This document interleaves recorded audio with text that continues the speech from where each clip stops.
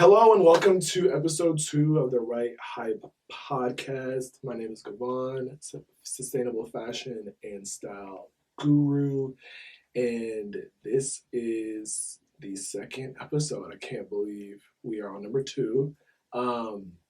Just want to recap. Episode 1 was about personal style. We talked about personal style holding the greatest reward because it allows you to invest in yourself. We talked about how style is a tool and how you can use it to show up in the world as the best version of yourself. We also really encourage you to trust your instincts. No matter what people tell you is cool, only you can decide what's right for you. And in order to truly define your style, you must control your shopping habits. Only let the good things come into your closet. Go check it out if you haven't. Today, I'm talking about 3 things. I'm talking about closet assets, hype culture, and what's going on in your brain when you're shopping for fashion. So, closet assets, I'm sure you have never heard this term before, and that's okay because I made it up. I did check Google and I did ask ChatGPT, and no one knows about it. So, let it be known, 2024, I coined this term closet asset. Closet assets are clothes, footwear, and accessories that represent your personal style and subculture, communities, ideas, or trends. An example of a closet asset are Air Jordan sneakers. So Air Jordan became popular through a combination of innovative design, marketing strategies, but the most significant factor was the endorsement of the brand by Michael Jordan, one of the greatest basketball players of all time.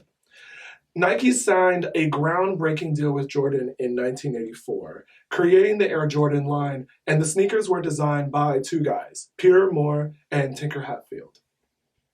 The design was not only performance-driven, but also visually striking, making it stand out from other basketball shoes at the time. Nike also executed powerful marketing strategies centered around Michael Jordan. The Jumpman logo, featuring a silhouette of Jordan dunking, became synonymous with the brand. And the marketing emphasized the aspirational and competitive aspects associated with Michael Jordan's persona. His on-court and off-court persona really helped elevate the sneakers to iconic status. Nike also strategically released limited quantities of certain Air Jordans, creating a sense of exclusivity and rarity and increasing demand. They were not only embraced by basketball enthusiasts, but also fans of streetwear and fashion. The Air Jordan line continues to evolve with new models and technological advancements. Collaborations with designers, artists, and celebrities keep the brand fresh and relevant, drawing in new customers. And Nike frequently releases retro versions of the classic Air Jordans to capitalize on nostalgia. This created a culture of collecting rare and sought-after sneakers, which is the cornerstone of hype culture. The Air Jordans represents an idea with a recognizable identity, and that's what sets them apart from the mainstream culture. Much like Air Jordans, closet assets can emerge based on shared interests, hobbies, lifestyle, music, fashion, and other cultural elements, like Telfar bags and Carhartt apparel. So, how do you incorporate closet assets into your wardrobe? When you first recognize a product gradually gaining popularity, maybe in places that you've never seen it before, that should be your first sign to look beyond aesthetics and see what could be influencing this popularity. It's brave enough to care about the cultural significance of the clothes you buy. That means you're going in the right direction. These are defining moments in building a wardrobe based on your personal style. It's in a closet's asset's nature to spark self-reflection. And by introducing a closet asset into your wardrobe, you're making a statement. You can start with these reference points and then make slight tweaks to hone in on your sense of style. You can make tweaks by trying on a different outfit combination or buying another item that really complements the closet asset that you never thought to buy before, further defining new preferences and references. You may refer to these closet assets as your go-to products, your statement pieces, or even collector's items. The key characteristic is that a closet asset carries a magical property. And they also are linked to confidence because they innately become a core expression of your identity. All right, now let me keep it 100 with you. Most of these products aren't cheap. They're not cheap to make, nor are they to buy. You might wear a closet asset only on special occasions or when you want to show off. There's nothing wrong with that. It's recommended that you try and keep a closet asset in good condition so that they last longer and retain their value over time. The value of these items don't readily fade. It persists, whether the asset is repurposed into something new or changes hands to a new owner. Closet assets may also be produced in such limited quantities that you have to do your research on when they're available. They may be vintage and now scarce. So they were popular, but you can't find them anymore. Someone might be inclined to pay more for that and take them off your hands. They tend to be more high end, therefore their value holds longer, as opposed to lower priced items, trend driven items. These items can lose their value pretty quickly. Closet assets are typically made with higher quality materials, so they age gracefully. The wear and tear is what gives it character. These are the qualities that make a closet asset so valuable. I can't stress that enough. Closet assets really exist in the context of your life and how you use them, and they also exist in the context of the fashion market, which impacts how the value increases and decreases over time. In general, these items require more consideration. There are items that are opposite of closet assets. These are what I like to call fillers. You typically purchase them without much consideration because they are at a lower price point.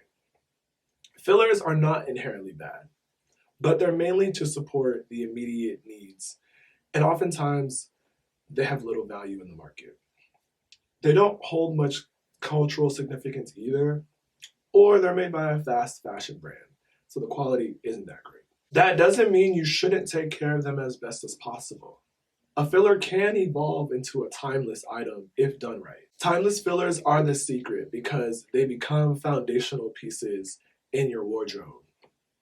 And you can get more value the more times you wear it. This is based on the cost per wear equation. The more you wear an item, the more value you get from it. The higher the cost, you should really wear it more often.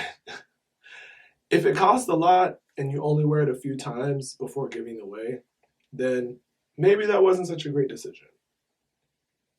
Likewise, if you purchase something really cheap and only wear it 1 or 2 times, then that wasn't a great decision either. And all of this creates more waste for the planet.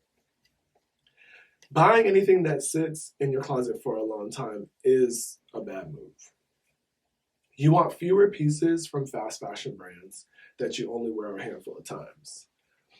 But if something is made cheap and you keep it for a long time, then you've got a timeless filler, which in my eyes is one of the best purchases to ever make. I once purchased a jacket from Zara, no more than $50, and I've had it for over 6 years now, and it's still in great condition. This is an example of a timeless filler, something that I will come back to time and time again, and it never gets old. Now, I will caveat there are some of us who have more of a curated wardrobe, and therefore we go through our clothes more often, versus if you have a larger wardrobe, you have more options, and that's okay. Altogether, you have fillers that support your immediate needs and have little value in the market. Then you have timeless fillers, which serve as a foundation for your wardrobe. And then you have a closet asset, which represents your personal style and maintains value over time. This framework is really going to help you think about how you approach curating your wardrobe and your personal style. It's going to free you from chasing fashion trends and allow you to focus on the right trends. More importantly, you can hone in on your personal style while giving yourself the space to evolve. So now I want to talk about hype culture, which prior to the 1990s, shopping for clothes was much more needs-based. Clothing was also more durable and intended to last. With increasing availability of clothing and the expansion of social media, consumer trends started to shift. We've started to dive deeper into personal style than ever before and chase instant gratification that came with buying new things. The equation is if trends shift consumers will buy to keep up with the changes, especially if they're affordable. When you're looking to change your style, you often look to influencers, public figures, and fashion trends. This is all a part of hype culture. Hype culture refers to a pattern of heightened excitement around trends. In the context of fashion, it's the popularity and demand associated with a product, style, or brand. This is fueled by social media and shapes your perception to create a sense of urgency and desire. Limited availability and exclusivity can contribute to hype culture, similar to the Air Jordans example, and how brands rose in popularity and status. But it can have positive and negative effects. Hype culture can exaggerate claims. This can contribute to the success of certain trends or products or inflate expectations. An example of a product that didn't meet expectations are trendy items from Shein. So much so there's an actual trend on social media, what I ordered versus what I got.